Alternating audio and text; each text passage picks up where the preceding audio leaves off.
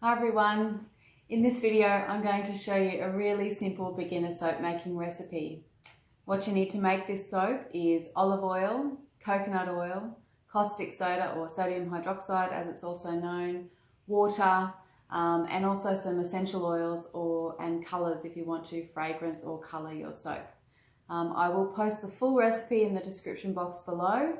And I also really highly recommend you watching my introduction to soap making video. If you haven't already seen it, it gives a really good rundown of the full process and goes through equipment and ingredients and safety information that you need to know to be able to make soap confidently and safely. So here we go.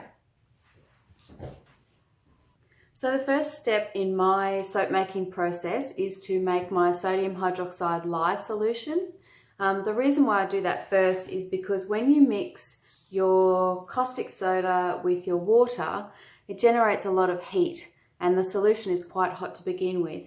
Now ideally in this soap making method, which is called cold process soap making, all of the ingredients are cool or at room temperature before you start. That just helps to keep the process nice and slow when you're making the soap, which makes it easier to handle. So I do this first and then set this aside and let it cool almost completely before I make my soap.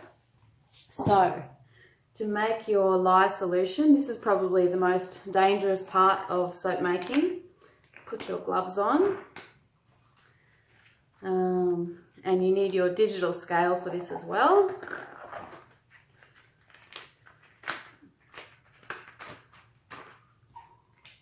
Your safety glasses, and first of all we're going to weigh out the water. So in this recipe I'm using a 40% lye concentration solution, so that is 199 grams of water. So I'm just pouring that out.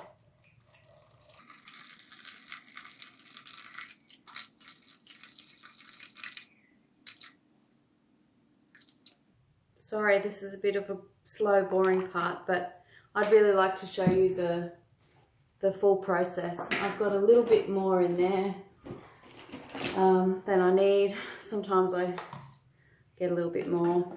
There we go, 199. Okay, so the water is weighed. Now I weigh my sodium hydroxide separately, which is pretty important. Just shake your jar of caustic soda or sodium hydroxide. Just give it a shake because sometimes it can form little lumps in there, which makes it a bit harder to work with.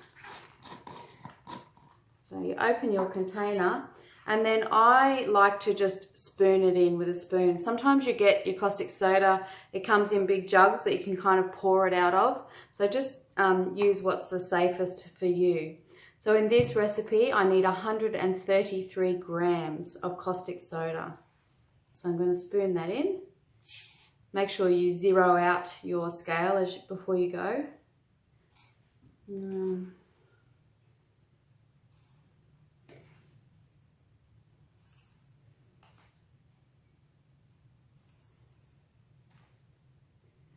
Doing it this way is really good because if you get a bit too much, you can just put it back in. So it's easy. That's you're not going to make any mistakes this way. 130, 132, 133.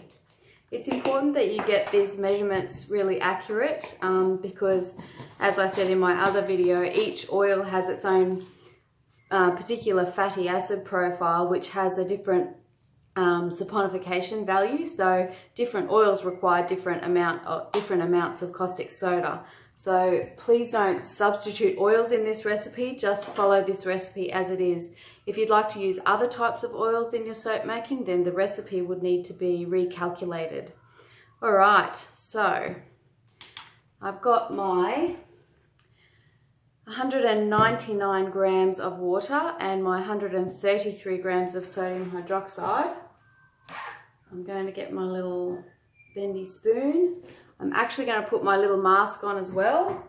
And I'm going to sit down just because sometimes you do get a little bit of you do get fumes off this and I prefer not to breathe it in. So I've just got my little mask on, and then, I hope you can hear me, and then you just slowly pour your lye solution into the water. You always, always, always pour the lye solution into the water and never the other way around. If you pour the water into that, it will bubble and hiss and spit and carry on, which you really don't want. So you always pour the sodium hydroxide into the water. All right, here we go.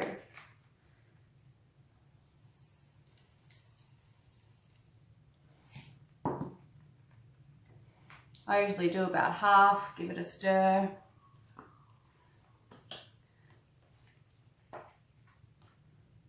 And then put the other half in. Give the container a bit of a tap. Pretty much all out, that'll do. And just stir it. It doesn't take long to dissolve. I can see the gas coming off that. It will eventually change from being that opaque colour to being a clear liquid once it's cooled. This spatula goes quite bendy in this hot solution, but it's still okay, so there we go. That's enough stirring, that's all you need. Only takes maybe 20 seconds or so. And there is your lye solution mixed.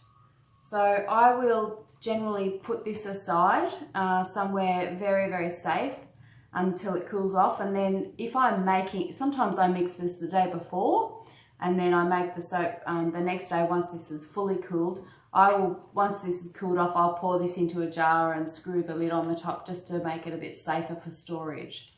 Okay, so there's the lye solution. The next step in the process is to weigh out your oils. So I've already weighed my olive oil just to save time. So in this recipe, I'm using 950 grams of olive oil and 50 grams of coconut oil. So that will be 95% olive oil and 5% coconut oil. Coconut oil can be very drying to the skin if it's used in a large amount in a soap recipe. So the bulk of this is olive oil. All right, so I've got my 950 grams of olive oil already in there. I'm just going to zero out my scale. I've just melted this coconut oil in the microwave for a little while, but if you've got a sunny day, you can just leave it out in the sun for a while. Unfortunately, I don't have a sunny day today. Because this is only 50 grams going in here, I'm just going to spoon it in, just so that I don't make a mess and make a mistake. So that's 10, 21, 34,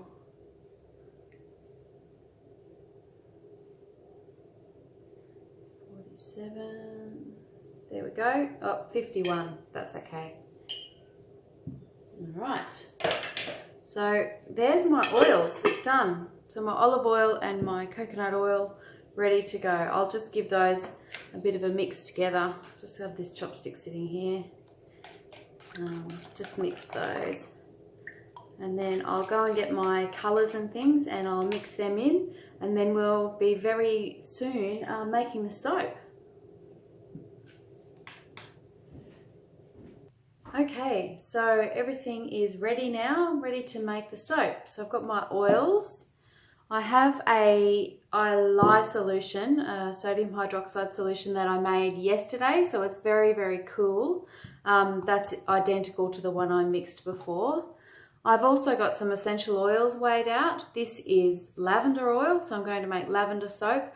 You don't need to add this to your soap, but if you'd like it to have a nice scent, then I recommend essential oils. Just look at online suppliers, that's the best value. And I'm also going to add a few just little bits to colour the soap as well. Oh, I should add too, I've also got mould lined and ready to go. You can use a silicone mould if you want to. It doesn't require any liner, but I'm using this little log mould. So I've got that ready.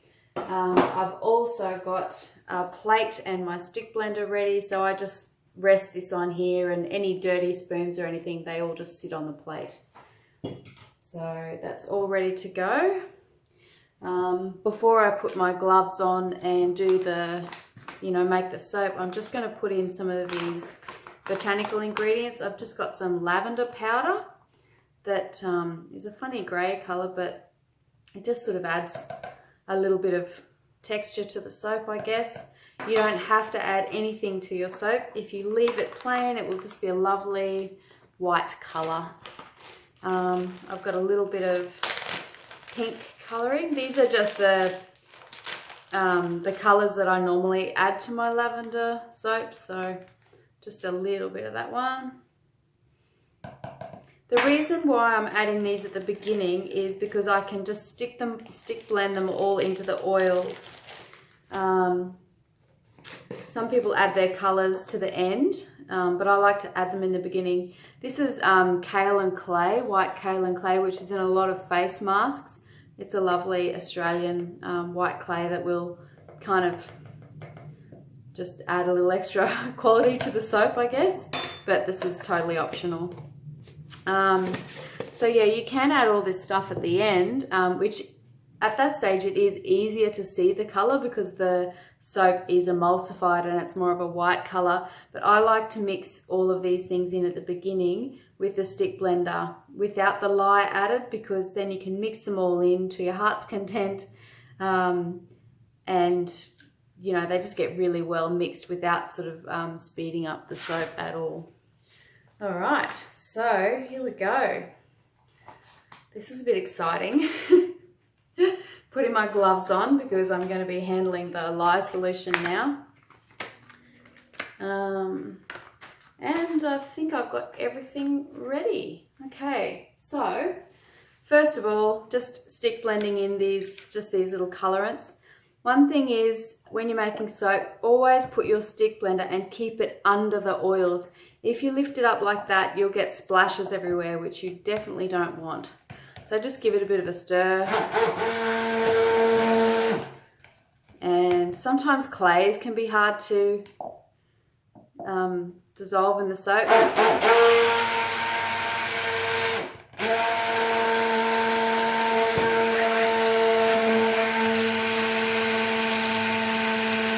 There we go, all done.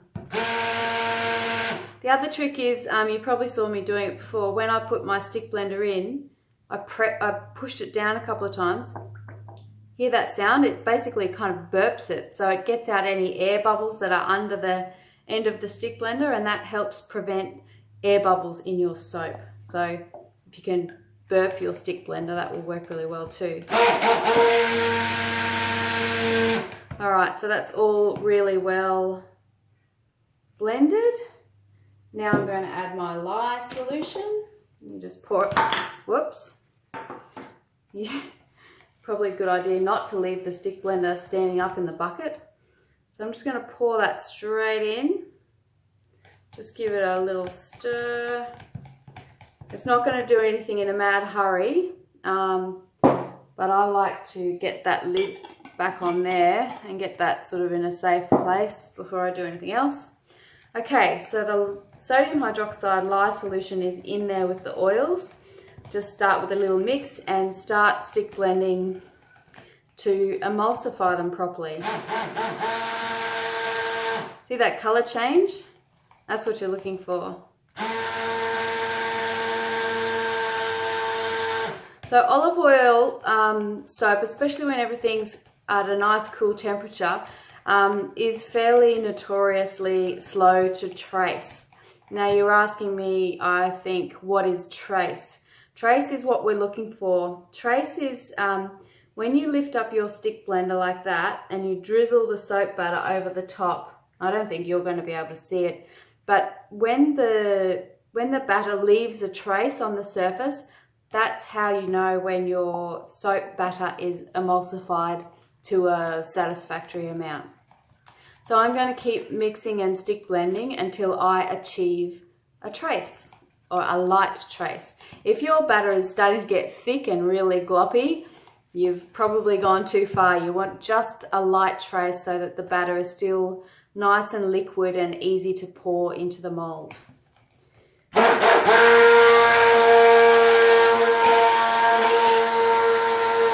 So see how I'm keeping the blender underneath the surface all the time? I did get some air bubbles in there, but that's okay. That's getting thicker. Not quite at the light trace yet.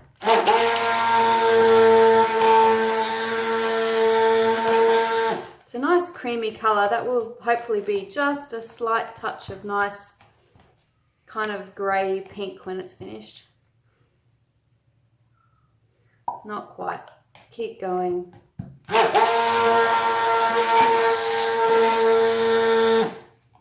often do a combination of stirring and blending. So you blend a bit and then mix that part in, and then that kind of does it evenly but not too quickly. Ooh, not quite, almost. If that lye solution was really hot when I poured that in there, which is fine to do, we'd definitely be at trace by now. Heat really does speed up the process. And in fact, you can make soap using another method called the hot process soap making method, where you do a similar thing, but then you cook your soap in a slow cooker, which is a whole different process, but you can look that up. I tend to prefer cold process method myself.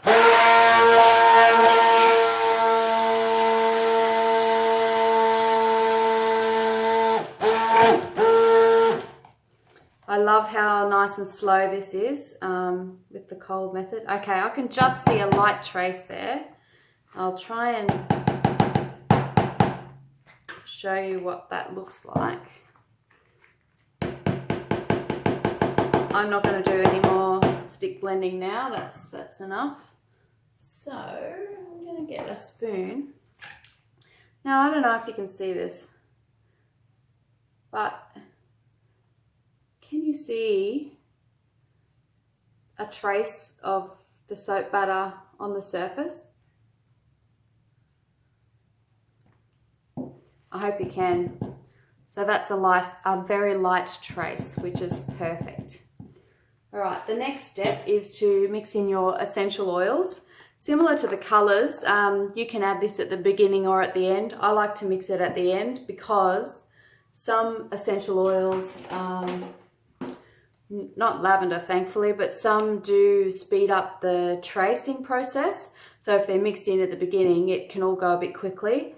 So I like to just put them in at the end after I've achieved a good emulsification and a light trace. So I'm just using a whisk now. I won't use the stick blender anymore. A whisk to whisk in my lavender oil. So I'm just pouring that straight in and mix it through really, really thoroughly. Oh, it smells so good. Lovely. Now, this is fully emulsified now, this soap, so it's pretty much ready to pour into the mould. The longer it sits, the thicker it will get.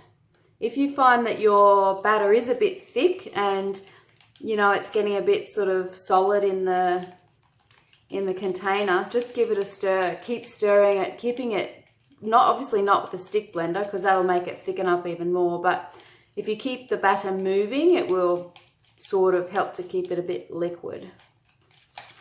All right, that is ready enough for me. Can see that tracing on there? I don't know if you can see that. Anyway, there's a trace. All right, now I get my mold.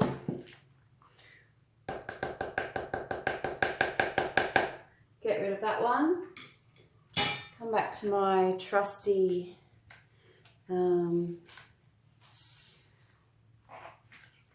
silicone spatula. These spatulas are so great.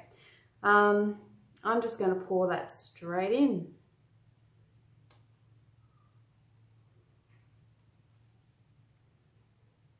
This amount of soap just about completely fills this mold. So it's going to be very, very full, but it does fit just. Okay, because that's so full, I'm just going to spoon the rest in. Scrape down all those sides. Pour that in.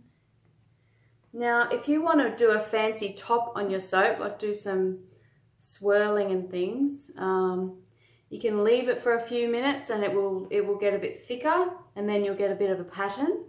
I'll show you what I'm going to do. Sometimes I put lavender buds on the top of this lavender soap, but I'm not going to do that today. Oh, maybe I will. No, I'm just going to do a basic swirly top with a chopstick. So there you go. You have one batch of beautiful cold processed olive and coconut oil soap with lavender essential oil. And to finish it off, I'm just going to get my chopstick and just do some light little swirly patterns. You probably can't see them too well. What this does too is if you've got any lumpy bits on the top, just giving it a swirl with the chopstick just sort of helps smooth it out. But this is quite liquid, so I'm not really getting any pattern in there. You can do this kind of pattern too. You can do all sorts of patterns. Obviously this soap is still very liquid. Once it thickens up a bit, you get a bit more of a pattern. You can do that sort of thing. I personally quite like the little circle-y swirls like that. I'm going to leave that as it is. Very plain. Okay, that's it. I'm back again. I decided I would put some lavender buds on the top of my soap just to make it a bit more lavendery.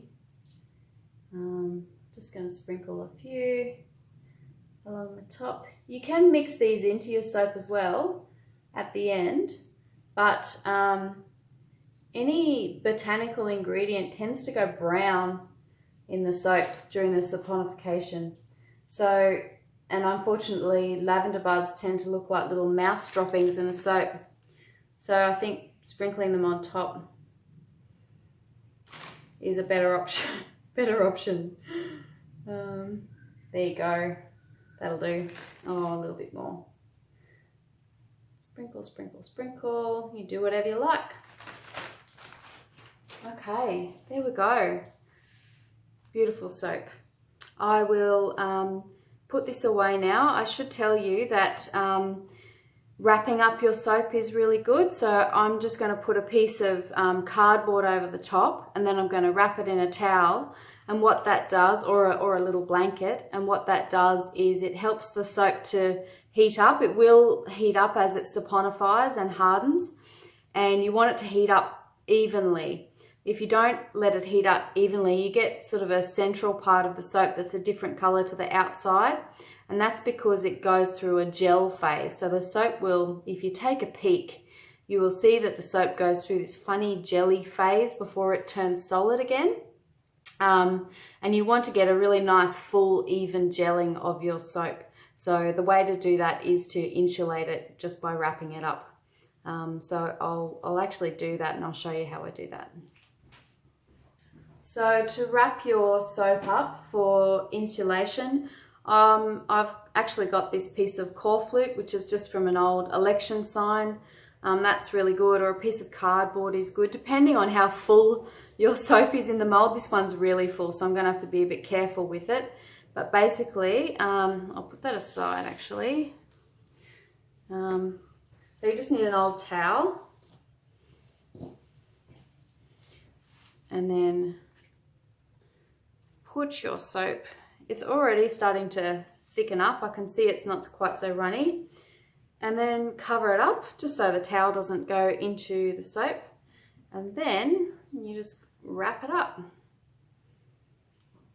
In winter, you can use a woolen blanket or something quite warm. In summer, just use a towel or one layer, because if it gets too hot, it can overheat and expand a little bit, which you don't want. So just wrap it according to the season, but that's going to be enough for this soap. And it's fairly cool here. It's June in Brisbane, so, oh, it's May in Brisbane. Anyway, there you go. So I will come back 12 hours later and it will be ready to cut. And it should look really good. Well, here we are. It's about 5:30 p.m. So it's about 8.5 hours after I made this soap. In the recipe I say that you can leave it for about 12 hours before you cut it, but anywhere between 8 and about 15 hours is okay. If you leave this soap for 24 hours, it might be a little bit too hard to cut, and that's because of the strong lye concentration. It has quite a low amount of water in this recipe. So here's the soap. It's been through its gel phase, and it's ready to cut. It feels quite solid actually. So I'm just going to take that towel out of the way and take off the sticky tape.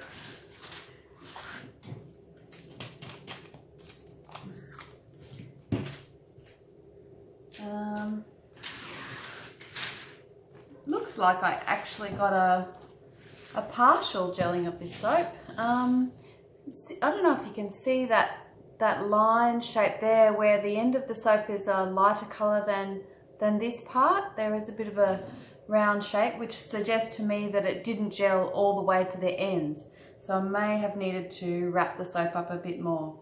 But that's okay. It's really purely cosmetic issue, so it doesn't affect the quality of the soap at all. You just get a slightly different color. Now, this can be a bit hard to get out, so I'm gonna tip it up and pull it out that way. Oh, it smells so good. Oh yeah, wow. So you can see that line there, that's a partial gel. So I didn't wrap this up enough, so it didn't quite get warm enough to gel all the way to the ends. But that's okay. The soap will be a pretty even color anyway. And like I said, it's purely cosmetic. It doesn't make any difference to the soap. So I'll just peel back the paper.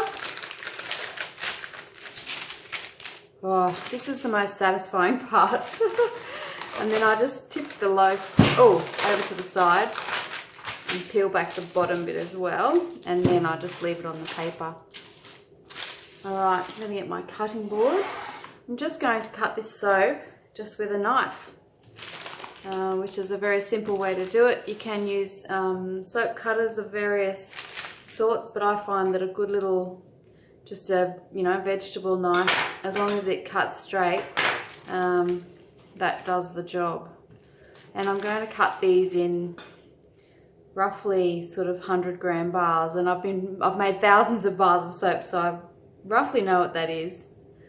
Try and keep them even in shape. Oh, perfect. It's perfect consistency for cutting the soap. It does get stuck to the knife a little bit. All right, see that? That is exactly what I mean by a partial gel. So the soap is a different color on the inside. It didn't quite gel all the way to the ends, but that's okay. I've got my baking rack here, which I'm going to put the soap on just for now while I cut it.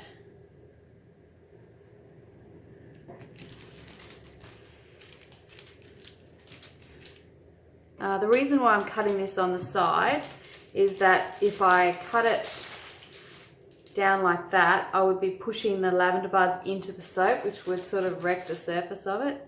So if you've got anything sprinkled on the top of your soap, just turn it on the side.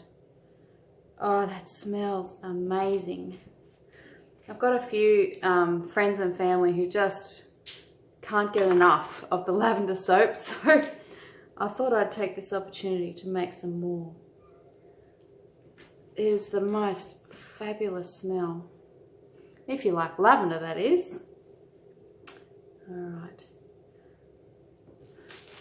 I might just pause this now while I cut the rest of this soap. So there we have it, beautiful lavender, olive and coconut oil soap. I hope you found the video helpful. The soap is still warm. It's giving off the most amazing lavender scent. Don't forget that if you just want to make some soap to start with, you don't need the essential oils or the colours or anything like that. You can just follow the basic olive and coconut oil recipe and make this soap.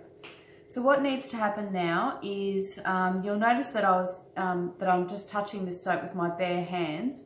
It's not completely saponified yet, so it is caustic, but it's not doing any damage to my skin.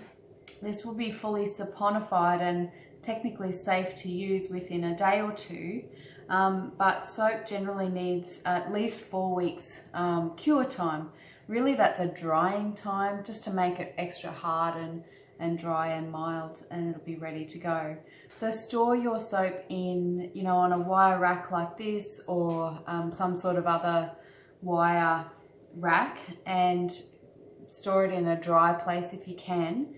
What I tend to do is just while my soap is in the first couple of weeks of drying, I put it down in the laundry, because the scent is quite strong and I'm a bit sensitive. So I don't want even though it smells gorgeous, I don't want my whole house smelling like really strong soap and essential oils, so I put it in the laundry. But then after that, I store my soap in drawers, and I just want to show you this quick tip, especially if you live in a humid climate like I do. So I have a cupboard in my spare room where I keep all of my soap, and it's just an old cupboard with drawers and shelves. So I put my soap in there and I stack them up, kind of, like that sort of thing, in big rows. And I put one of these things in each drawer. And what this is a dehumidifier. So you can buy these from the supermarket or the hardware, and they're refillable. And what they do is this, I think it's calcium carbonate, it attracts moisture. So you can put your soap in a storage container or some other sort of closed-in drawer or something with one of these, and it will continue to draw moisture out of the air. So your soap will keep drying while it's covered up. And you can buy these big refill containers of this stuff. There's various brands that you can get. I like this brand, it's easy to use. So that's a great way to store your soap, particularly in very humid weather. Because soap is a salt, it is hygroscopic, which means it attracts moisture. So in very humid weather, your soap, it won't dry very well. It will take a really long time. And sometimes, if it's raining outside and you've got all of your windows open and high humidity, you'll actually feel a slimy dampness on the surface. So the drier you can store your soap, the better. Well, I hope you enjoyed that, and I really wish you all the best of luck with your soap making. Please let me know if you've got any questions or comments or anything that you need clarified. Thanks very much.